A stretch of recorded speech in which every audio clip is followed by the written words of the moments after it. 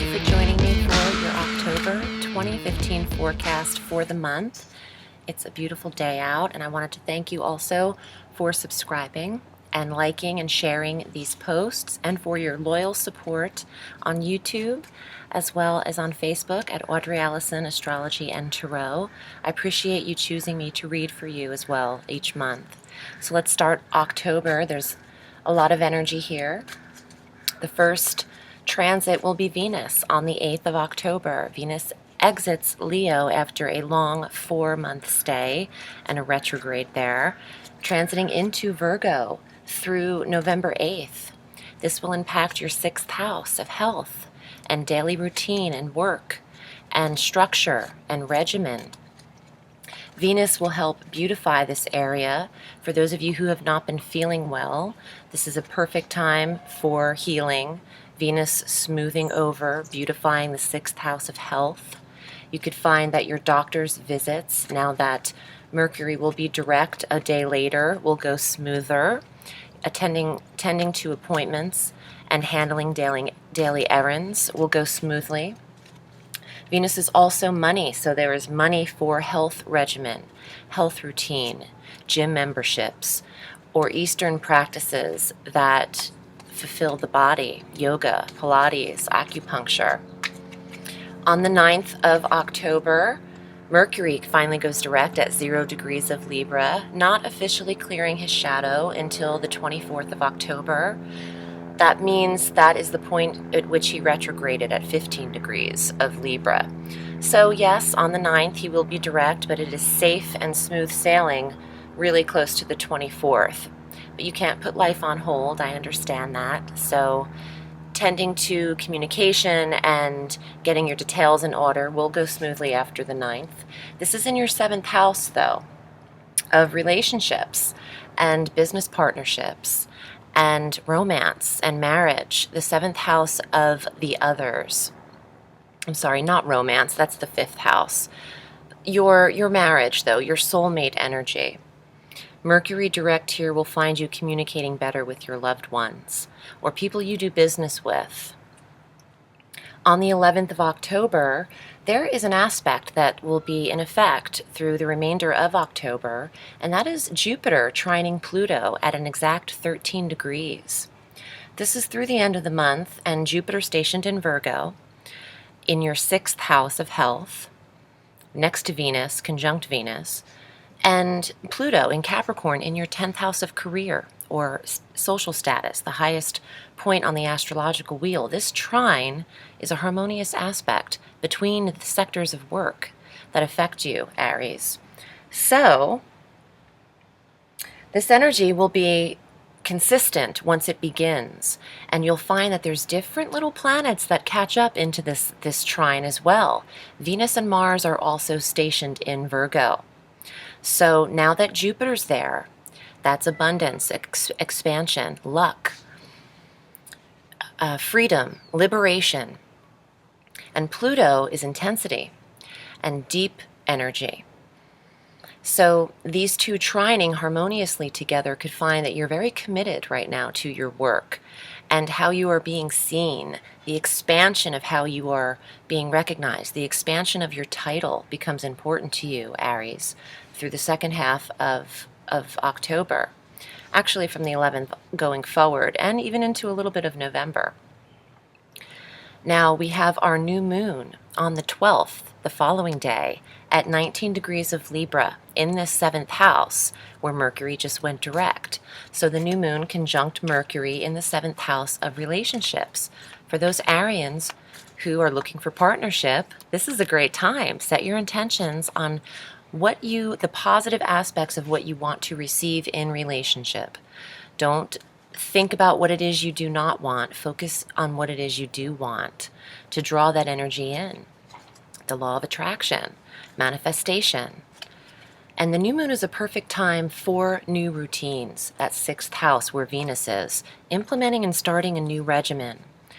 It's not a time of endings, it's a time of beginnings on the new moon. So that's the 12th in the 7th house. For those of you looking to start business partnerships, great time now that Mercury's direct to do research, and to meet up with the people that you had been reviewing and doing research on through the retrograde, implementing the business on the 12th. You have a tremendous amount of support with Mercury, the communications, the clients, the contacts, in the 7th house where the new moon falls at 19 degrees. Now, on the 15th and 16th, Mars, the planet of energy, joins Jupiter at that exact 13-degree trine with Jupiter and Pluto. So Mars is energy and stamina. You're very, very focused on the career and the daily work and how you spend the hours within your day, Aries. Very, very structured, tending to want to expand you in the successful realm. I'll get to that in the cards shortly after to see what comes up regarding career, but this is very impactful in the 6th and 10th house. Mars joining there, assertion, energy, stamina, being direct, saying what it is you want, going for the promotion, speaking your mind, saying what it is you think you deserve in the career sector. I'm telling you, Aries, Mars is your ruling planet. When he meets up with Jupiter, he magnifies. Jupiter's the expansion and the magnificence, the opulence, the faith and the abundance that you can achieve anything. And Mars is insistent upon driven ambition. So this is huge in this trine. Trine is a positive aspect, filtering in 180 degrees in each sector of energy harmoniously, not a square, not where there's a lot of lessons learned here. This is just a really beautiful, exact placement at 13 degrees. Mars is actually following in Jupiter's path now. On the 15th and 16th, joins at the exact 13-degree mark, and then on the 17th, Mars and Jupiter at the 14-degree mark, in this theme together, in this trine to Pluto in Capricorn. So they want to work together. This is wherever they fall for you in your particular houses. Please watch your ascendant sign. These degrees will resonate closer to your astrological natal chart if you watch your ascendant. But on the solar wheel, this will impact the career. Mars and Jupiter, buddies, because Mars and Venus have a little dance together too, but Mars and Jupiter are really wanting the success, wanting to work together at this time period. And on the 19th, the moon joins in the situation, so joining Pluto at 13 degrees of Capricorn, trining Mars, trining Jupiter, trining Venus. So the moon is intuition and Pluto's intensity. Mars, Jupiter, and Venus together at the 15, 14, and 9-degree mark of this trine. There is an instinctual energy about where you're to be led in the career sector, Aries. I feel like you will be funneling around the 19th this download of information in the career sector, in the health sector, but the ambition is what the 10th house is, and Mars is ambition as well. So there is some promotion here. This could be some really extreme leverage for you. We take a shift on the 23rd when the sun enters Scorpio. So the sun is in Libra at the top as well with Mercury and the new moon. When the sun enters Scorpio, this impacts your 8th house. Okay, the 8th house of shared resources. You could really be aiming for promotion this month. The 8th house is a very internal house, though, naturally governed by Scorpio on the solar wheel. House of secrets, or the house of sex and death and the more intense mystical realms. The energy is the sun, okay? So you might find that you are curious from the 23rd on. You love a mystery at this time. You want to solve the mystery. You could be more reserved around that time, but focused on your earnings, the shared resources, your intimacies, your sex, your intimate relationships. Your privacy is important to you as well. On the 27th, we have our full moon. This is a super moon, closest to the Earth. We won't have another supermoon until next April of 2016. This full moon is at 3 degrees of Taurus. So, if you think about the Earth signs, we're getting out of the fire sign transit or trine energy.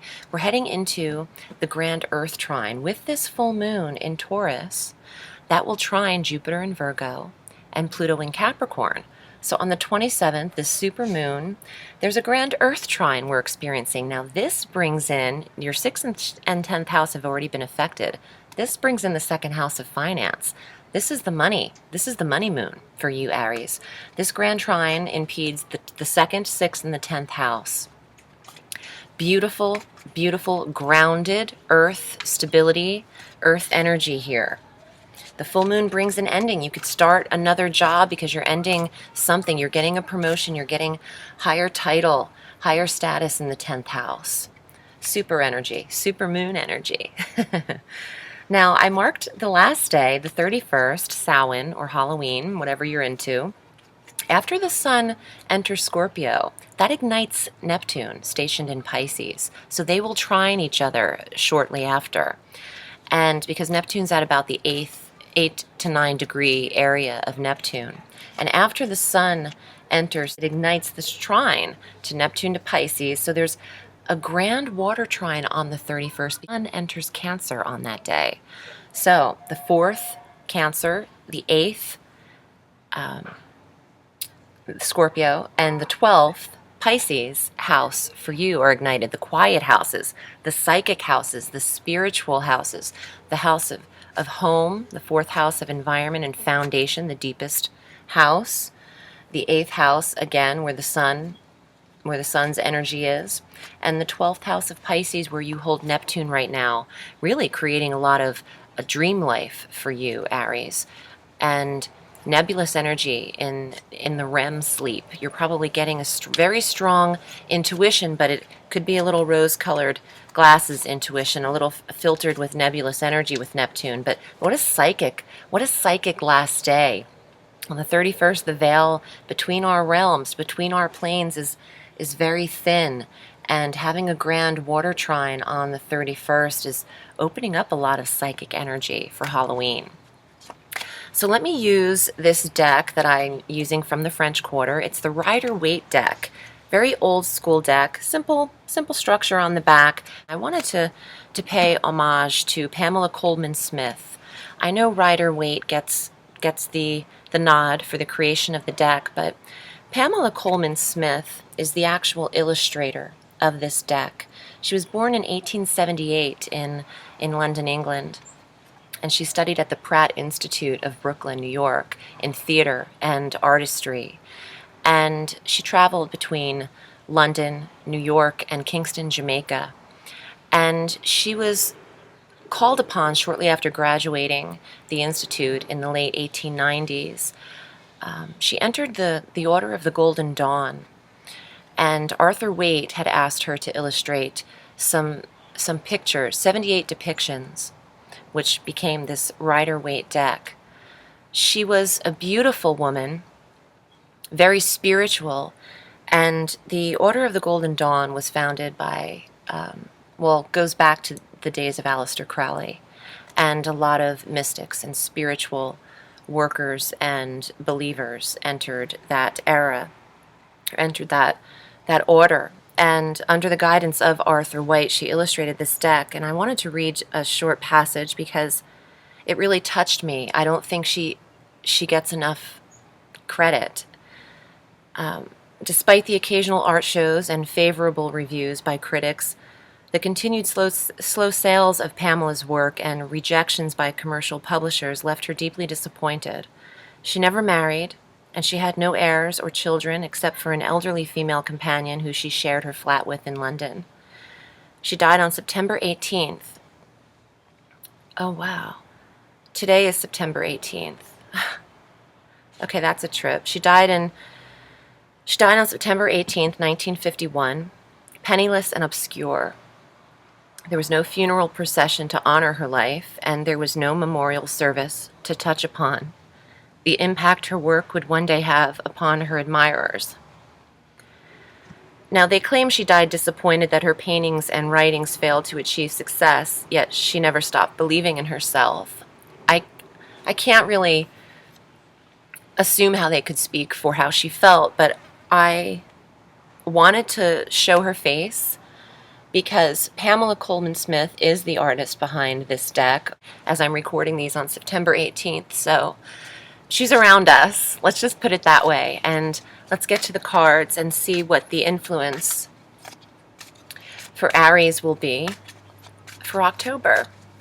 And I also would like to say, if you'd like to book with me, I'm at audreyalison.com, and I read all through the week, and I appreciate your support and your donations as well, because I do realize that people are donating as well and not even receiving readings from me, which is absolutely fabulous and so generous.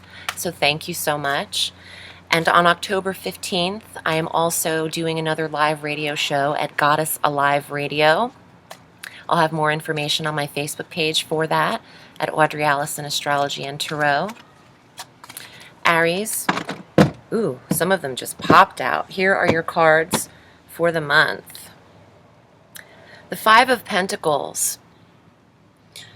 Don't overlook the money that you do have. I knew I would get some money action for you. You might think you don't have everything you need at the top of the month, since it's the first card. Before the 11th, before that trine, before your 6th and 10th house are so impeded, even though Jupiter is already there, don't give up on your finances just yet, because this month will work in your favor. And the Five of Coins tends to feel as if you feel you don't have enough. You need more. You want to let go of some of the neediness. The Three of Wands. This is travel. This is looking towards a brighter future, long-distance travel, and replenishing new waves of reinforcement, new replenishing energy, new waves of reinforcement regarding the opportunities in career. The Queen of Cups, your intuition, the 4th, 8th, and 12th house, the 8th and 12th especially, the psychic ability, heeding inner guidance. At the top of the month, Mercury is still retrograde, so going inward is still important at the first week or so, and technically Mercury clearing his shadow on the 24th. It is a reserved month. The trine is working for your career sector. Now I have a few outcome cards. The Hangman, not moving forward or backward, taking a pause and literal rest. Sorry, Mercury's still my ruling planet, and he is retrograde right now. Okay, so don't push at the top of the month. The outcome cards, the Four of Coins, learning to save, saving money, getting the coin at the bottom of the month, the outcome, getting more, having more to put away, and not spending as readily. The Three of Coins, artistry, getting paid for your talent and creative skill. What a beautiful card. I mean, Pamela really did give her all in these illustrations, and they're so antiquated. You could see how old the artistry is on this deck, and you know, the Rider-Waite deck has not changed since those 78 depictions that she was paid for very mildly to illustrate. And the last card is the Ten of Wands. The burden that you feel you might carry will be able to be released after you receive. You have a lot of coin cards, okay? So you start with the Five of Coins, maybe feeling at the top of the month you don't have enough. This will change. This is changing for you. Your 2nd, 6th, and 10th house are affected. Getting paid for skill and artistry, saving your money, money coming in, clients, contacts, 3rd house. Using your instincts, taking your time with deciding on what it is you need to do, and maybe not taking direct action before the 11th, but Mars, when he meets up with Jupiter, this is full speed ahead. These are the wands. These are fire. This is Mars energy. This is taking action. Maybe even travel. You don't have the 9th house of long distance travel hit through these transits. However, you could get inspired there. You could take action, and with the Three of Wands being fire, action, there might be something abroad calling you, Aries. You know, you're governed by fire, but don't push. This is the card of rest, so it'll all work out. It'll work out in October for you. Thank you for joining me, and release your burdens at the end. Let them go. You don't have to carry this weight all on your own. The Four of Coins is insisting that you'll have some protection and savings towards the end. So my name is Audrey Alison. I appreciate you joining me. Have a beautiful day, beautiful month of October. And remember, the sky is limitless, so reach for the stars.